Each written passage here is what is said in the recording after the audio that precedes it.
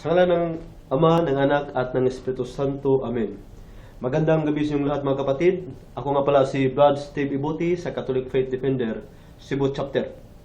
Mga kapatid, kami ay papuntang Korea ngayon. Tayo ay nasa barko ngayon. Sa gabing ito, isi-share ko sa inyo ang mga pangangaral ni Soriano, kung paano niya inaatake ang Iglesia Katolika. Pakinggan natin mga kapatid at pagkatapos magbigay tayo ng komentary tungkol sa kanyang pangaral, tungkol sa kanyang sinasabi. Bilang Katoliko mga kapatid, karapatan po natin na ipagtanggol ang ating panampalataya. Karapatan po natin na sabihin sa kanila na nagkamali sila at tayo ang tama. Karapatan natin na alagaan at ingatan ang ating Katolikong panampalataya. Mga kapatid, pakinggan po natin ang mga pangangaral ni Brother Eli Soriano. Mahaba yung dasal. Di pa tapos eh. May sumunod na dasal. Aba, Ginoong Maria, punong-puno ka ng grasya, ang Panginoon Diyos sumasayo. Asan ang Diyos? Oo. Kita nyo na. Ano talaga? Totoo. Nasa lahat ng bagay? Nasa langit o na kay Maria?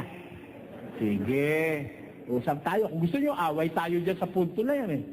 Hindi nyo naman ako maloloko eh. Nakikinig ako eh. At lalong hindi ko gusto lokohin kayo. Kayo na lang ang maniniwala nyo. Sabi nung iba, ang Diyos daw kahit saan nandun. Nasa kabaret, nasa saulabat, nasa sugalan, sa saklaan, nandun sa otong-it, nandun siya sa lahat ng bagay. Ganun ang Diyos nila eh. Mamaya konti, nung manalangin, nasa langit daw. Kaya ang masama, nung nasa langit, sinundan uli na isang panalangin, napunta kay Maria. Hindi mo na ngayon alam kung alin ang totoo ron. Nasa lahat ng bagay, sana ganito. Huwag ka nang titingala. Ama namin, kahit saan nandun ka. So, yun. Di ba dapat gano'n? Ganun dapat eh. Kahit saan nandun siya eh. Alisin mo na yung susunod na panalangin. Ang Panginoon Diyos sumasayo. Huwag na.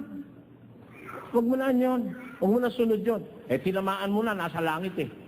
Yung paniniwalang ang Diyos ay nasa langit, nagpapamali sa pinasabi ng iba na ang Diyos kahit saan nandoon. Hindi totoo yun. Naniniwala po ako. Ang Diyos kahit saan pwedeng pumaroon. Pero hindi kahit saan ay nandoon. Ano ba yun? Mga kapatid, yun po ang paliwanag ni Brother Eli. Ibig sabihin, para sa kanya, ang Diyos ay nasa langit lang. So, ang Diyos ni Soriano mga kapatid, nabilanggo sa langit. Mali raw yung sinasabi natin o sinasabi ng iba na ang Diyos ay nasa lahat ng lugar, nasa lahat ng bagay. Para sa kanya, ang Diyos ay nasa langit lang. So mga kapatid, ang Diyos ni Soriano hindi po makapangyarihan. Hindi iyan ang Diyos ng Iglesia Katolika. Dahil ang Diyos ng Iglesia Katolika, God is everywhere. Ngayon, bago natin sagutin yung sinasabi niya na kung ang Diyos nasa langit, dinagdagan daw natin na Aba, Ginoong Maria, napupuno ka ng grasya, ang Panginoong Diyos ay sumasayo. Nasaan ang Diyos? Na kay Maria. Tapos sabi niya, mali yun. Kasi ang tama, sa Mateo 6:9, ang Diyos ay nasa langit at wala sa lahat ng bagay.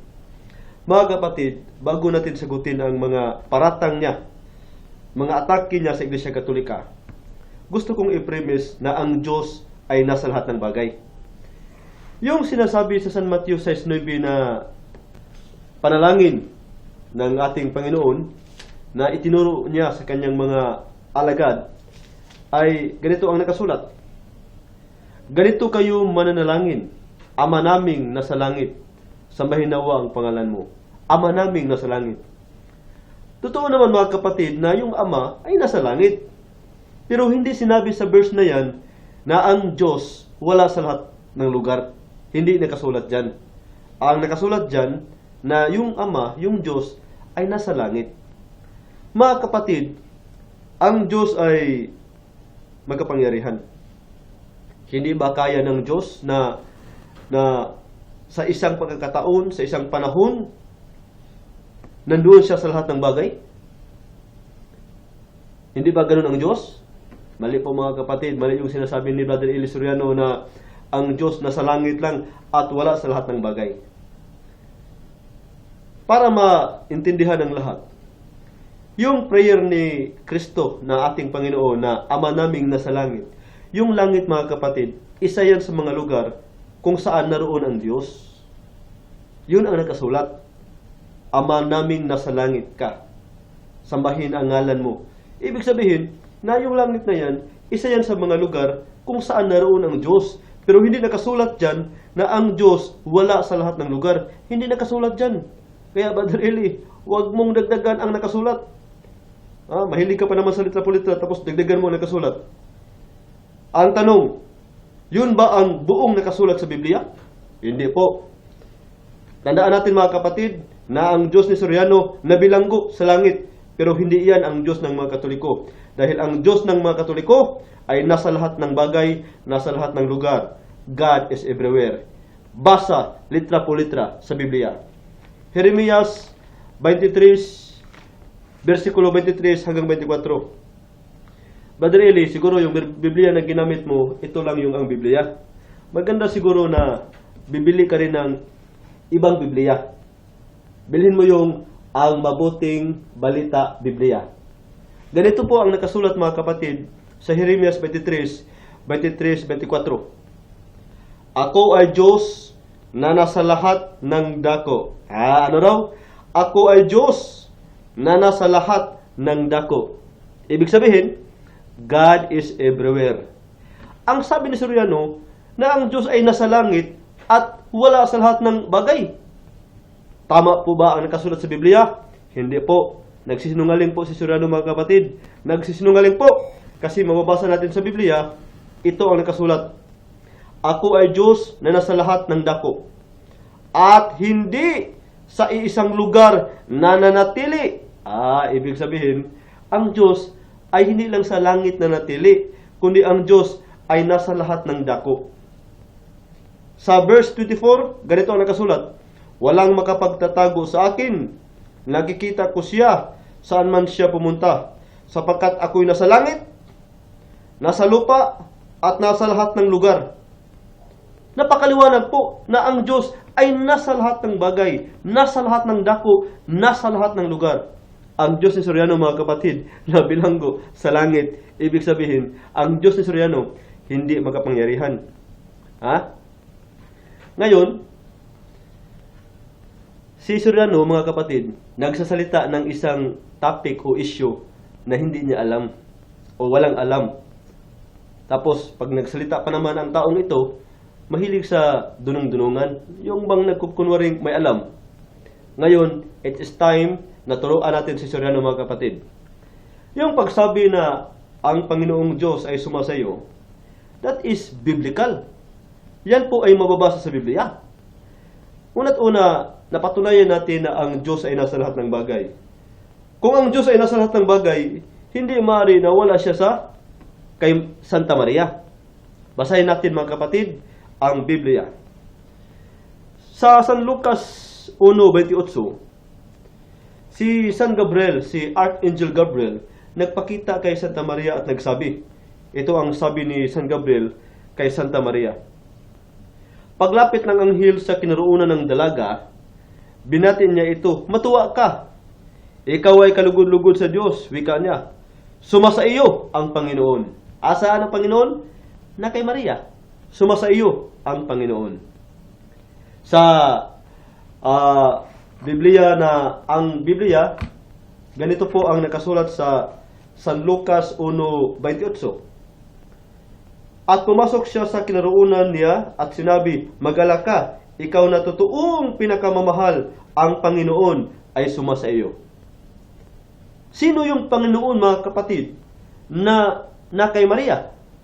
Kung basahin natin ang San Lucas 1:42, sabi ni Santa Elizabeth, puspos ng Espiritu Santo, ang sabi niya kay Santa Maria, Pinagpala ka sa mga babae at pinagpala ang bunga ng iyong tiyan. Pinagpala ka ng lahat ng mga babae at pinagpala ang bunga ng iyong tiyan. Sino yung bunga na nasa sinapupunan ni Santa Maria? Walang iba mga kapatid, kundi si Kristo. Mabasa natin yan sa San Lucas 1:35. Mabasa natin yan. Na yung nasa sinapupunan ni Santa Maria, walang iba, si Kristo. At ayon sa San Lucas 2, versikulo 11, Brother Eli, si Kristo po ay Panginoon. Si Jesus ay Panginoon.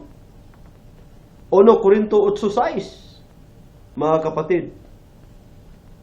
Ngayon, sa mga Katoliko, pag sinabi nating ang Panginoong Diyos ay sumasayo, una't una mga kapatid, yung Panginoong Diyos, si Kristo yun. Dahil sa San Mateo 4:7, inamin ni Kristo. San Mateo 4:7, inamin ni Kristo na sa San Mateo chapter 4 verse 1, ganito ang nakasulat. Nang magkagayoy, inihatid ng Espiritu Santo si Jesus sa ilang upang siya tuksohin ng dyablo. Sino ang tinukso? Si Kristo. Sino ang nagtukso? Ang dyablo. Sino ang kanyang tutuksohin? Si Kristo. Sa versikulo 7, ito ang sabi ng ating Panginoon. Sinabi sa kanya ni Jesus, nasusulat din naman, huwag mong tutuksohin ang Panginoon mong Diyos.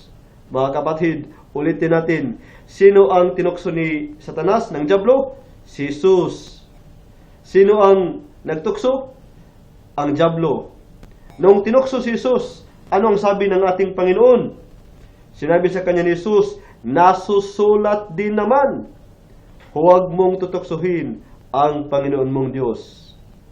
Sa ganitong bagay mga kapatid, napakaliwanag po na si Kristo umamin na siya ay Panginoong Diyos. Ngayon mga kapatid, yung iba tumitira din, ang sabi nila na hindi si Kristo ang tinutukoy dyan, Brad, dahil ang sabi ni Kristo dyan, nasusulat din naman. Ibig sabihin si Kristo, kumuha siya sa lumang tipan. Kasi nasusulat din naman. Saan nasusulat? Doon sa lumang tipan. Which is, yun ang kinote ni Kristo. Kaya, yung iba, sabi ng iba na hindi si Kristo yan. Kasi mababasa natin yan mga kapatid sa Deuteronomy 6, versikulo 16. Ganito po ang nakasulat. Huwag ninyong tutuksuhin ang Panginoon ninyong Diyos. So, yun ang nakasulat sa lumang tipan. At yun din ang sinabi ni Kristo na nasusulat din naman.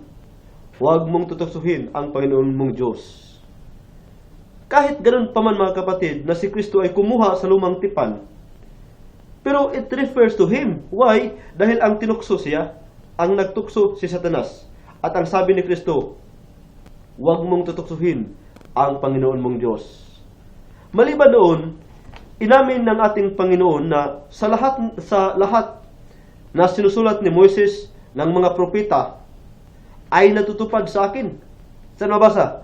San Lucas 24, versikulo 44. Ganito po ang nakasulat mga kapatid sa San Lucas 24, versikulo 44. At sinabi niya sa kanila, ito ang aking mga salitang sinasabi ko sa inyo, nang ako'y sumasa inyo pa, na kinakailangang matupad ang lahat ng mga bagay na nangasusulat tungkol sa akin sa kautusan ni Moses at sa mga propeta at sa mga awit. Ibig sabihin mga kapatid, may mga nakasulat sa lumang tipan na referido sa ating Panginoong Jesucristo.